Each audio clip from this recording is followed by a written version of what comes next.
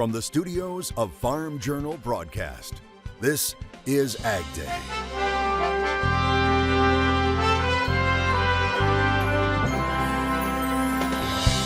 Found as a baby, this wild boar is a family favorite. She doesn't bother anyone. End of the story. But will French officials let it stay? Plus, Machinery Pete digs into the paper archives for a look at equipment prices. And President Trump talks to the leader of China ahead of his inauguration as his nominees go to Capitol Hill. I would begin pushing for the purchase guarantees that were in the China agreement. The nominee for Treasury Secretary speaks out, and USDA releases updates to the federal milk marketing order. Overall, the changes with the federal milk marketing orders are intended to increase the pay price to dairy producers. What it means for dairy farmers today on AgDay. AgDay is brought to you by Pioneer. Put Pioneer brand corn's exclusive genetics on your team. Win with higher yields and industry-leading traits. Pioneer brand corn, your best year starts here. Good morning, I'm Clinton Griffiths. The USDA has unveiled a new rule that will impact many of our nation's dairy producers. The final rule will amend the uniform pricing formulas for all 11 federal milk marketing orders. AgDay's Michelle Rook joins me. Michelle, we're talking about a substantial shift. That's right, Clinton. As USDA's final rule on the federal milk marketing orders approved all of the sweeping changes from the November proposal, except for the timeline for implementation. Now, in sum total, market experts say processors and especially dairy producers are the overall winners under the new orders and should see an improvement in their milk check. Dairy producers have voted on USDA's federal milk marketing orders proposal and approved changes including skim milk composition factors, but with a 6-month delayed implementation. USDA agreed, and the additional testimony that came in, that the industry is in agreement that 6 months is a reasonable time frame to implement those changes. On cheese, 500-pound barrels will be removed from pricing. Medke says the effect will be difficult to determine because of the recent expansion of U.S. cheese processing capacity. NDPSR, the National Dairy Products Price Survey that comes out every week, barrels will no longer be in there because they're not going to be part of a calculation for the milk price. And underlying that, we will see the Class 3 formula based solely upon 40-pound block pricing in Chicago. The Class 3 and 4 make allowances were also updated to 25 cents per pound for cheese, 23 cents for butter, 24 cents on non-fat dry milk, and 27 cents for dry whey, with the butter fat recovery factor at 91%. The Class 1 differential value will also be updated to reflect the increased costs of serving the market. So it's really updating the cost factors to where the cost of production is today. This was highly controversial, she says, because it will only benefit the processor. Every dime, every penny that a processor receives from an increase in make allowance comes out of the producer's pay price. In the final analysis, though, she says that some of the revisions will lead to a higher milk check for producers. Overall, the changes with the federal milk marketing orders are intended to increase the pay price to dairy producers. Even here in the upper Midwest, where we have a very small percentage of our milk going into Class 1, the increases in the Class 1 milk price should translate into more money in the pool and more money going back to dairy producers. And while consumers will see a rise in fluid milk prices in the store, it will only be pennies. The rule goes into effect June 1 on all changes except the skim milk composition factors, which will be implemented December 1. I'm Michelle Rook reporting for AgDay. All right, thanks, Michelle. Happening right now, President Trump is beginning his first full day in office. Ahead of being sworn in, Mr. Trump spoke to Chinese President Xi Jinping. It's reported the two leaders discussed trade, fentanyl, issues over the social media site TikTok, and other pressing issues, with Mr. Trump expressing optimism about making the world, quote, more peaceful and safe. And Mr. Trump posting on his site Truth Social about their shared commitment to global stability. And China was a key topic during the hearing of President Trump's Treasury Secretary nominee, Scott Bessent, testifying before the Senate Finance Committee. He spoke about the administration's priorities, including taxes, tariffs, and sanctions. He described the world's #2 economy as being in a recession, if not a depression. Now, Bessent outlining using tariffs to counter unfair trade, generate revenue, and gain leverage in negotiations. And he emphasized that China has not fulfilled its obligations for agricultural commodity purchases as agreed upon in the Phase 1 trade deal. I would begin pushing for the purchase guarantees that were in the China agreement to be enforced, and perhaps they push the Chinese for a catch-up provision over the past 4 years. Bessent highlighted his personal connection to farming, mentioning his family's involvement in soybean and corn production in North Dakota. President Trump also nominating 4 people for several USDA posts, naming Richard Fordyce, a 4th-generation soybean, corn, and beef cattle producer, to serve as the Undersecretary for Farm Production and Conservation, Dudley Hoskins to serve as the USDA Undersecretary for Marketing and Regulatory Programs, Luke Lindbergh to serve as the Undersecretary for Trade and Foreign Agricultural Affairs, and Michael Boren to be Undersecretary for Natural Resources and Environment. They will also require Senate confirmation. Yesterday's inauguration was moved inside due to the dangerously cold temperatures, and it looks like colder temperatures are here to stay for a while. Meteorologist Jack Van Meter joins us with an update.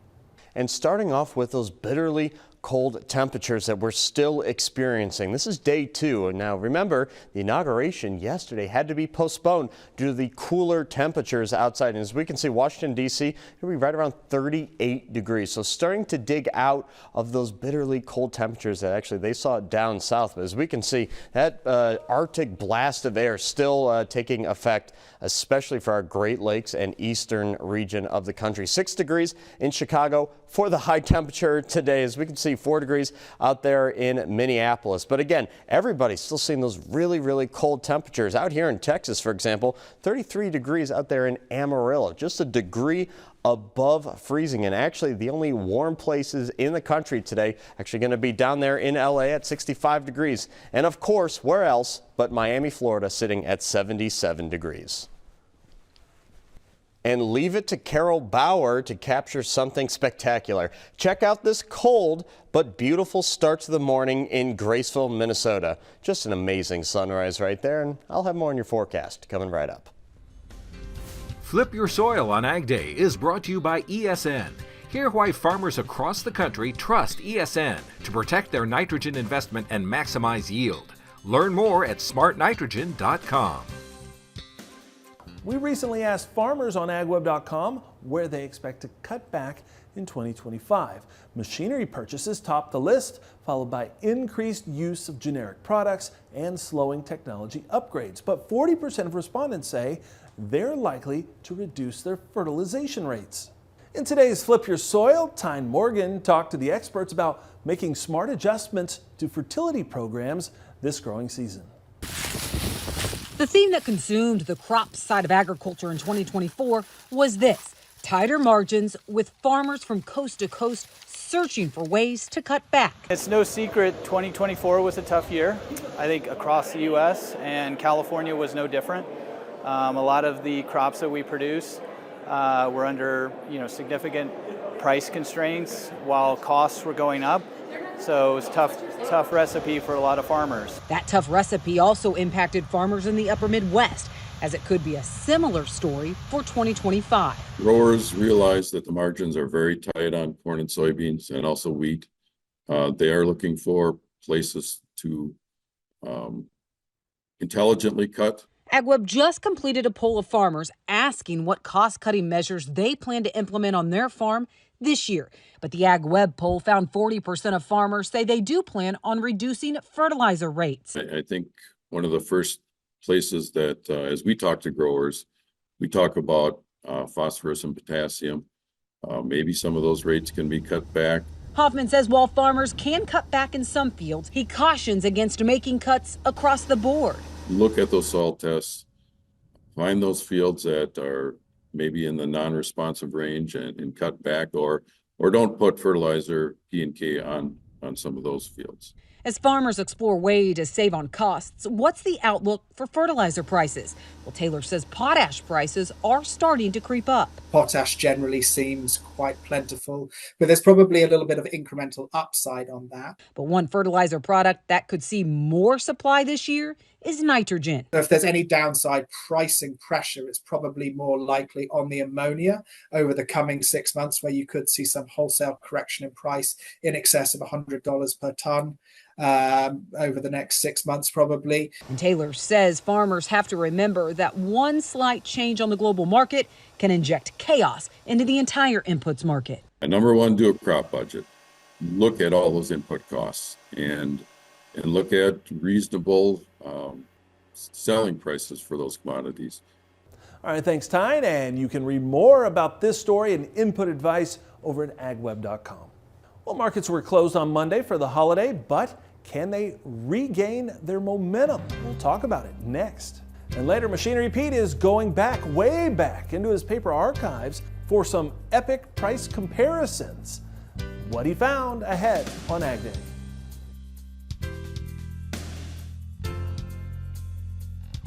AgDay is brought to you by Germinator Closing Wheels. Germinator steel closing wheels provides a 13 bushel advantage per acre in no-till and a 7 bushel advantage per acre in conventional. Do you have enough room in your bin to switch to the Germinator?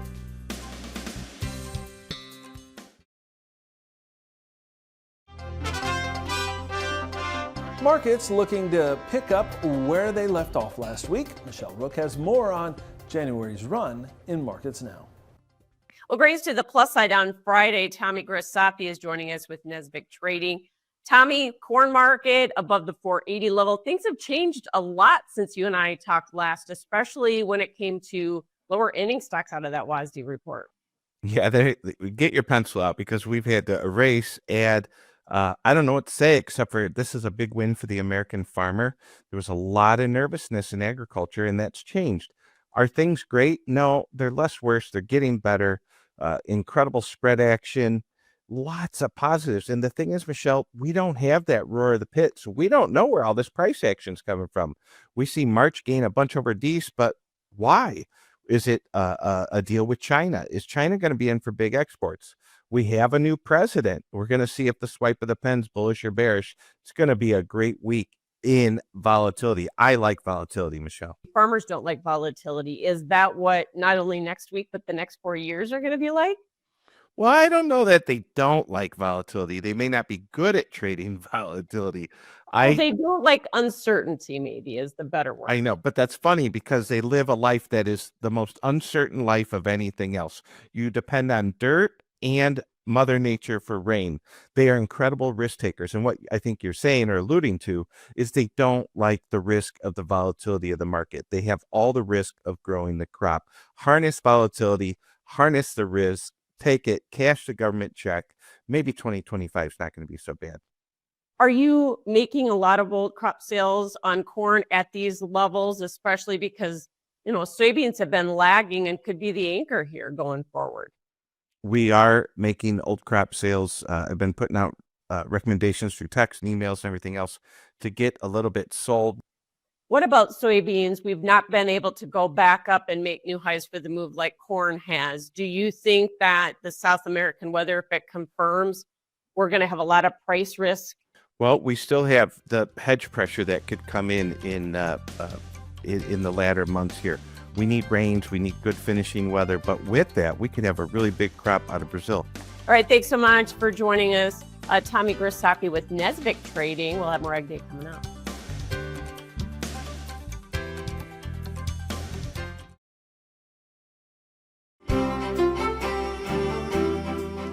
Starting out with our precipitation outlook. This, of course, is going to be from the 22nd all the way to the 26th right there. And as we can see, you're starting to see a bit of a change to our forecast, especially as we start to wind down the month of January. As we can see, below average chances of precipitation really going to be centered, of course, on the Four Corner states and out west through California, but actually going to be extended through much of the plain states, southern and mid-plain states, all the way out to Indiana and actually parts of Kentucky too, and that's because we are going to be seeing some significant ridging, i.e. high pressure being in place, especially again over the four corner states and actually blocking moisture transport for, again, the center part of the country there. That being said, still going to be seeing our fair share of precipitation and moisture, especially for parts of the Dakotas as well, as we keep on seeing those clipper systems kind of just dip down across the border, and of course above precipitation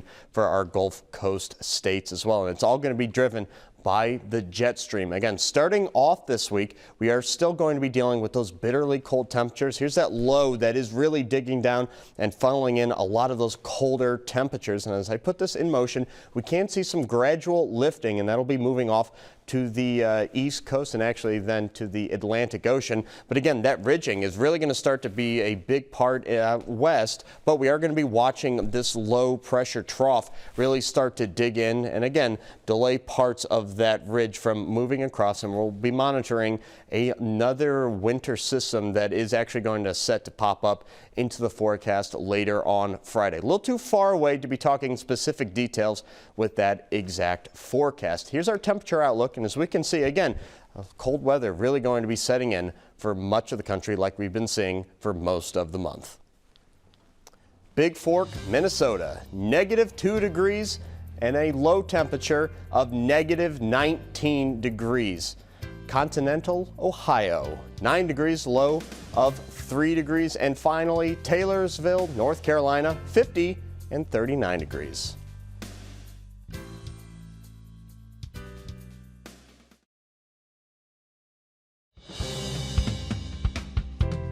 Remember a time when farm machinery auctions weren't on the internet? Well, Machinery Pete does, and he recently looked back on something unusual these days, his paper archives.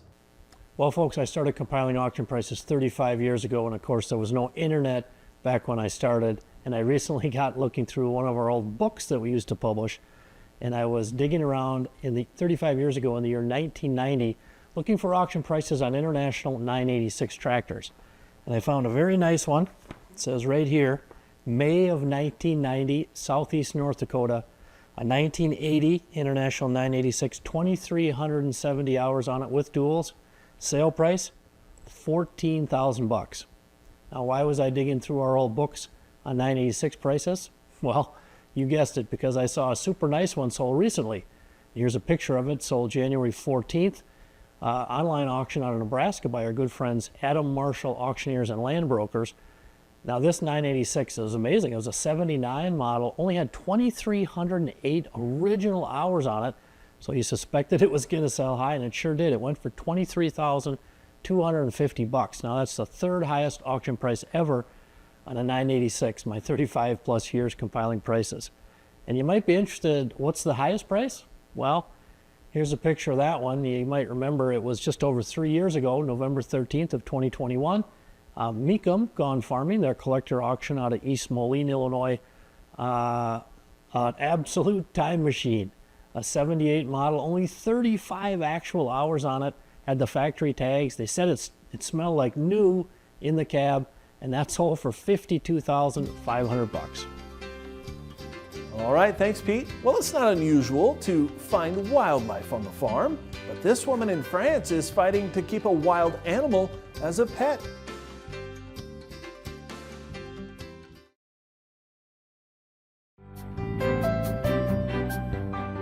In the U.S., farmers are fighting to keep wild boars away from their livestock and out of fields. But in France, one wild boar has become a pet.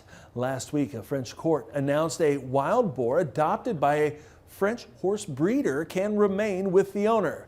Elodie Kopp lives in central France. In April of 2023, she found a tiny piglet near garbage bins outside her farm. But Rowlett has now grown into a large sow, complete with a bristly brown coat. The boar runs around between horses and dogs on the farm, and her owner says she loves to cuddle. After efforts to release the boar back into the wild failed, the boar's owner had Rowlett sterilized and vaccinated. She gave her an enclosure and put in requests to keep the boar as a non-domesticated wild animal, but all of those were rejected by local authorities, and they threatened to confiscate or euthanize the animal. cop even faced potential prison time and a substantial fine. All I'm asking is for her to be left alone with me. Why take her away from me when she's very happy? She doesn't bother anyone. End of the story. The case riled up animal rights campaigners, made headlines, and sparked a petition and a local demonstration. Now the latest court ruling is ordering officials to reconsider the application to keep the animal and ordered the state to pay money and damages to the hog's owner. And that's all the time we have this morning. From all of us here at AgDay, I'm Clinton Griffiths. Have a great day out in farm country.